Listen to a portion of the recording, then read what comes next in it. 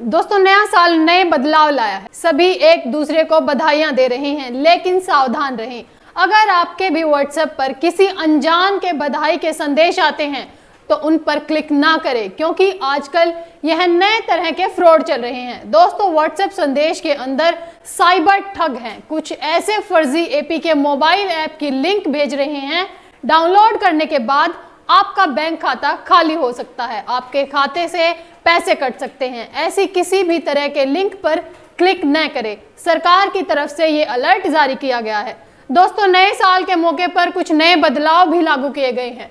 एक और जहां ऑयल मार्केटिंग कंपनियों ने 19 किलोग्राम वाले एलपीजी सिलेंडर के दामों में कटौती की है, तो अब एपीएफओ की पेंशनों को बड़ी राहत देखने को मिली है, जिसके बाद वे किसी भी बैंक से अपनी पेंशन निकाल सकेंगे। आइए जानते हैं आज से देश में लागू होने वाले बदलाव के बारे में। नमस्कार दोस्तों, मैं संजना आपके साथ और आप देख रहे हैं जनता की आवाज। दोस्तों, 2025 के पहले महीने से एलपीजी सिलेंडर के दामों में कटौती होगी। ऑयल मार्केटिंग कंपनियों ने 1 जनवरी 2025 की सुबह कमर्शियल एलपीजी गैस सिलेंडर के दाम घटाए हैं, जिसके बाद 19 किलोग्राम वाला सिलेंडर दिल्ली से मुंबई समेत देश भर में शहरों में सस्ता हो गया है। ताजा बदलाव के बाद राजधानी दिल्ली में आज से ये सिलेंडर 1804 रुपए, कोलकाता में 1911 रुपए, मुंबई में 1756 रुपए और चेन्नई में 1966 रुपए का हो गया है। हालांकि 4 किलोग्राम वाले घरेलू रसोई गैस सिलेंडर की कीमतों में कोई बदलाव नहीं किया गया है। हवाई सफर हो सकता है सस्ता। 1 जनवरी 2025 से जहां 19 किलोग्राम वाले एलपीजी सिलेंडरों की कीमतों में कमी आ गई है, तो वहीं दूसरी ओर हवाई यात्रा करने वालों के लिए भी खुशखबरी है। साल 2025 का पहला दिन खुशखबरी लेकर आया है, क्योंकि आने वाले समय में उनका हवाई सफर सस्ता हो सकता है। इसकी वजह है कि 1 जनवरी से हवाई ईंधन यानी एयर टरबाइन फ्यूल के दामों में भी कटौती की गई है। किसी भी बैंक से पेंशन निकासी 1 जनवरी 2025 का दिन पेंशन के लिए भी खास है। दरअसल कर्मचारी भविष्य निधि संगठन यानी ईपीएफओ द्वारा पेंशन के लिए नया नियम लागू किया गया है, जिसके बाद अब पेंशनर्स अपनी पेंशन राशि देश के किसी भी बैंक से निकाल सकेंगे और इसके लिए उन्हें किसी अतिरिक्त वेरिफिकेशन की जरूरत नहीं होगी। सरकार की ओर से बीते 4 सितंबर 2024 को कर्मचारी पेंशन योजना 1995 के लिए केंद्रित पेंशन परमानेंट सिस्टम सीपीपीएस को मंजूरी दी गई थी। यूपीआई पे की भी लिमिट बढ़ गई है। 1 तारीख से लागू होने जा रहा है अगला बदलाव यूपीआई पेमेंट से संबंधित। दरअसल reserve bank of India RBI द्वारा फीचर फोन से ऑनलाइन पेमेंट की सुविधा देने के लिए यूपीआई की शुरुआत की गई थी। National payment corporation of India NPCI ने अक्टूबर 2024 में इसके लिए सर्कुलर जारी किया था। इसकी ट्रांजैक्शन लिमिट को बढ़ाने का फैसला लिया गया है, जो कि 1 जनवरी 2025 से लागू किया जा सकता है। इसके बाद यूजर्स अब 10,000 रुपए तक की रकम को ऑनलाइन पेमेंट कर पाएंगे, जो पहले 5,000 रुपए तक ही सीमित थी। किसानों को मिलेगा ज्यादा लोन। 1 जनवरी 2025 से लागू होने जा रहे 5वां बदलाव किसानों के लिए राहत भरा है। ये बदलाव किसानों के लिए कर्ज लेना आसान बनाएगा और खेत किसानों की बढ़ती लागत का सामना करने में मददगार साबित हो सकेगा।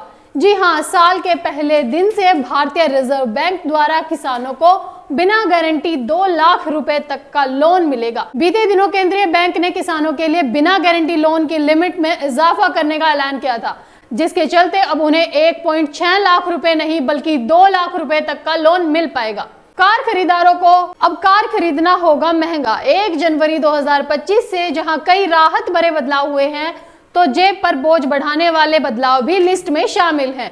अगर आप नए साल में कार खरीदने का प्लान कर रहे हैं, तो फिर आपको अब ज्यादा पैसे खर्च करने होंगे। दरअसल कई कंपनियों की कारें खरीदना 1 तारीख से महंगा हो गया है। Maruti Suzuki, Tata Motors, Hyundai और टोयोटा समेत तमाम कंपनियों ने अपनी गाड़ियों की कीमतों में 2 से 4% तक की बढ़ोतरी का ऐलान किया था, जो 1 जनवरी से लागू होने जा रहा है। इसमें छोटे हैचबैक से लेकर लग्जरी कारें तक शामिल हैं। स्मॉल सेविंग स्कीम इस नए साल की पहली तिमाही के लिए अपरिवर्तित रहेंगी। लगातार चौथी तिमाही रही जब सरकार ने स्मॉल सेविंग स्कीम की ब्याज दरों में कोई बदलाव नहीं किया है।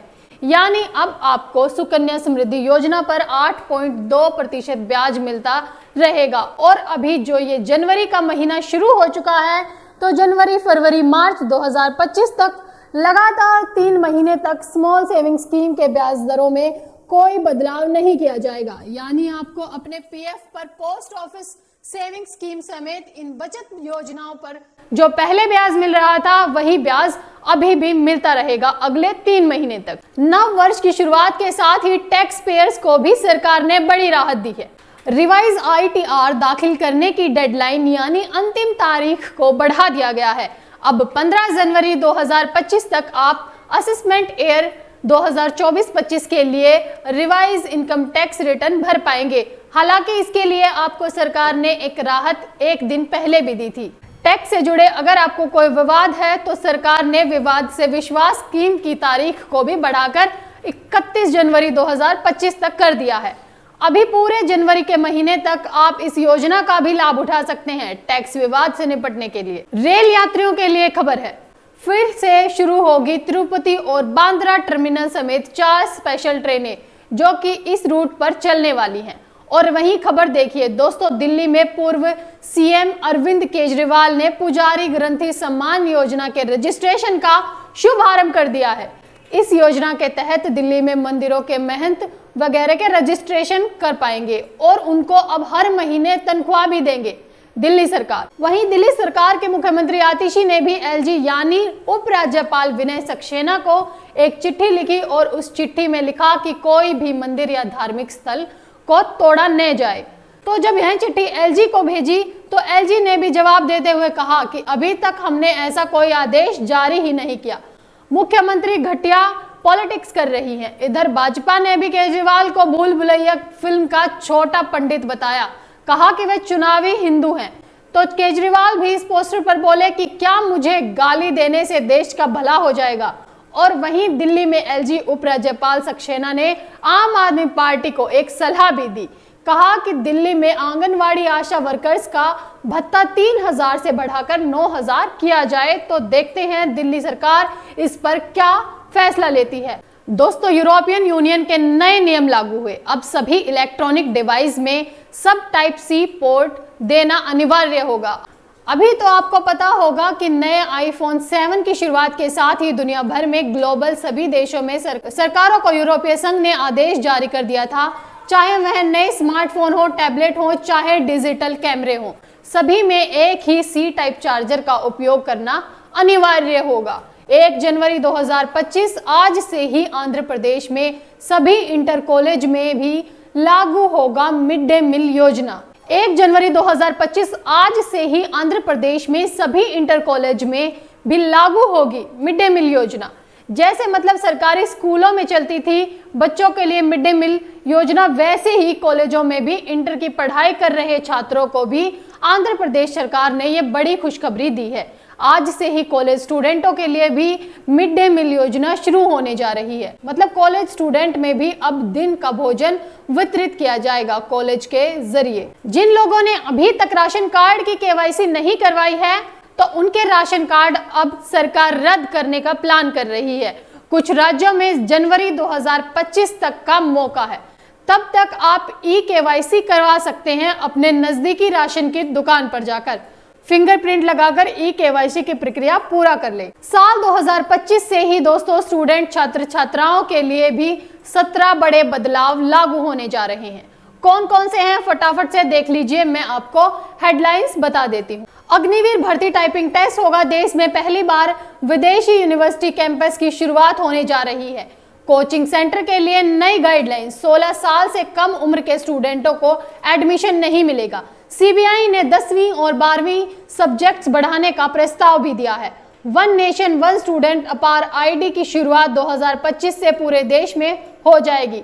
और स्कूलों में अब रिपोर्ट कार्ड जारी नहीं होंगे, बल्कि HPC आएगा, जिससे होलिस्टिक प्रोग्रेस रिपोर्ट माना जाएगा। और NT यानी नेट के जरिए अब सिर्फ PhD में ही एडमिशन मिल पाएगा। साल में 2 बार यूनिवर्सिटी में एडमिशन हो पाएंगे। पूर्व अग्निवीर की CISF और BSF के जवानों को 10% आरक्षण मिलेंगे। पीएम इंटर्नशिप पोर्टल भी लॉन्च हो चुका है। स्टूडेंट छात्र छात्राओं के लिए बड़ी अच्छी खबर है। केंद्र सरकार आज 1 जनवरी 2025 से ही वन नेशन वन सब्सक्रिप्शन पहल की शुरुआत भी करने जा रही है, जिसके तहत जो स्टूडेंट शोध करता है, छात्र है, रिसर्च करने वाला है, उनको दुनिया भर के टॉप रिसर्च जर्नल तक पहुंचने का लाभ मिलेगा इस योजना के जरिए। स्टूडेंटों के लिए कुछ और अपडेट्स देखिए। आप एनडीए में भी इस साल 2025 में यह कुछ बड़े बदलाव होने की संभावनाएं हैं और कोचिंग सेंटर भ्रामक विज्ञापन भी नहीं चला पाएंगे। ग्रेजुएशन कोर्स अब आपका मात्र 2 साल में ही हो पाएगा। एनटीएल किसी भी तरह की भर्ती परीक्षाएं नहीं कराएगा। एनसीईआरटी की किताबें अब आपको इस साल 2025 में 20% सस्ती मिलेंगी और 5वीं 8वीं में फेल होने वाले बच्चों को क्लास रिपीट करनी होगी। नेक्स्ट क्लास में प्रमोट नहीं किया जाएगा। इन सभी बदलाव के साथ नए साल की शुरुआत होने जा रही है। आपके बदलाव को लेकर क्या राय है? हमें अपनी राय कमेंट बॉक्स में कमेंट कर जरूर बताएं और ऐसी ही खबरों के लिए देखते रहें जनता की आवाज। इस वीडियो को लाइक करें, शेयर करें और अगर पहली बार जनता की आवाज न्यूज चैनल को देख रहे हैं तो चैनल को सब्सक्राइब भी करें और घंटी जरूर बजाएं, चैनल की भी और सरकार की भी। आज की नेशनल मीडिया के मुकाबले में जनता का साथ दीजिए और उसकी ताकत बनिए, जनता की आवाज बनिए और हो सके तो इसके लिए चैनल को ज्वाइन भी करें।